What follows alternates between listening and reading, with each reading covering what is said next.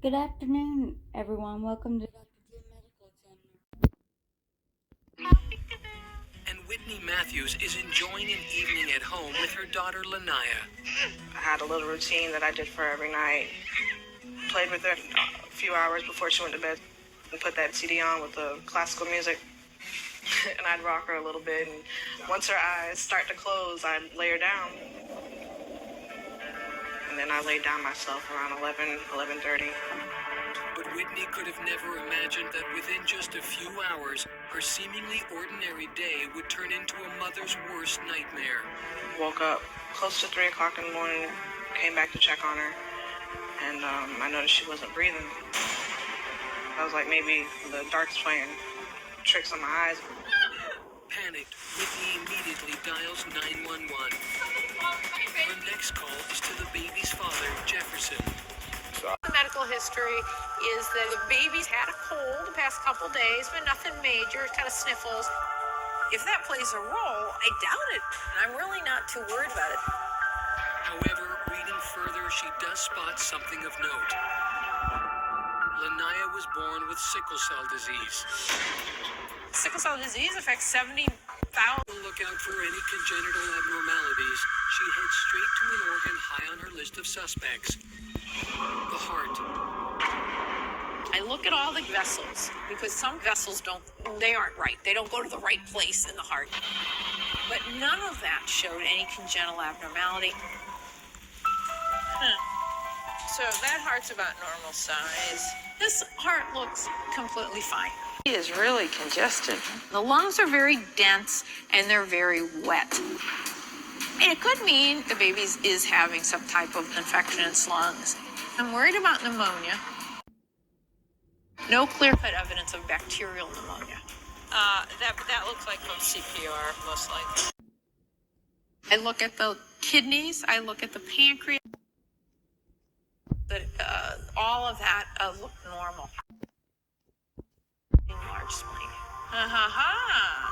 She's only 4 months old. It looks more like a 4-year-old spleen. That's how much it is expanded.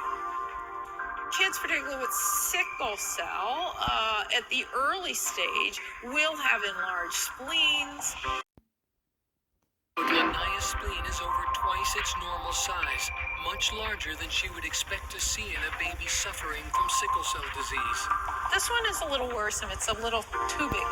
We need to look under the microscope. But Dr. G isn't heading home just yet. The slides she's been eagerly awaiting have finally arrived from the lab. But I have to look at those glass slides before I can make a diagnosis. I want to look at what's going on with this child. She turns the dial to focus in on the first image, and with one glance, Dr. G believes she can finally explain. It's 9:30 p.m., and Whitney Matthews is rocking her baby girl, Lanaya, to sleep. It's a typical night for mother and daughter, except Lanaya seems to be a little under the weather. The baby did have a couple days of kind of sniffles, what is felt to be a cold. But when Dr. G magnifies Lanaya's lung tissue, she can see right away that this was no simple cold. It looks like the baby is having some type of a viral infection in its lung. And the virus really got more into her lungs, a little deeper down than just a head cold. And because of the infection, she wasn't getting enough oxygen in her lungs. In any 4-month-old baby with sickle cell, the stress of the infection and lack of oxygen would usually cause some sickling. But in Lanaya's case, it has triggered a massive sickle cell emergency. Poor thing. What's most disturbing on these slides is the amount of sickling that has occurred. All of her cells are sickled everywhere I looked. Lanaya must have had an extreme case of the disease. Her fragile red blood cells have mutated from their normal round shape into an oblong sickle shape. The abnormal shape causes those cells to be more apt to start getting stuck in little small spaces. The sickle-shaped cells begin to move through her bloodstream. But when they reach the spleen, they're unable to pass through. The spleen just sequesters clusters them, grabs them all up. It's kind of like that Roach Motel. Once the blood goes in, they can't go out. The blood causes Lanaya's tiny spleen to expand to over twice its normal size.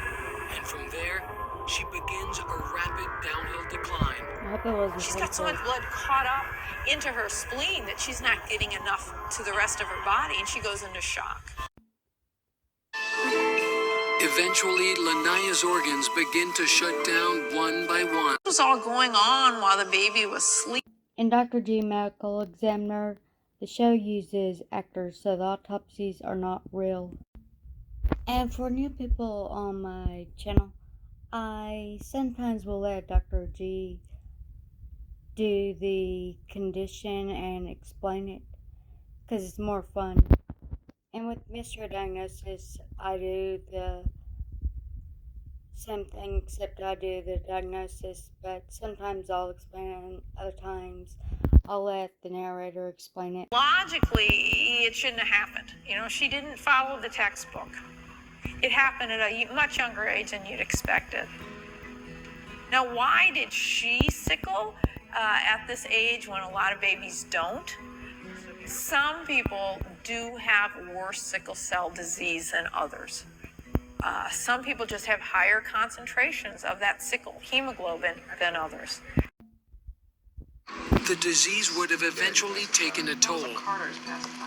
The baby was going to have a rough road ahead. She would have had a lot of chronic pain and chronic anemia. It's not an easy road to hoe. However, in recent years, there have been tremendous advancements in managing sickle cell disease. That's good. We can treat it much better now. It's actually a medication that helps the sickle cells not sickle so much. Thank you for watching. See you next time.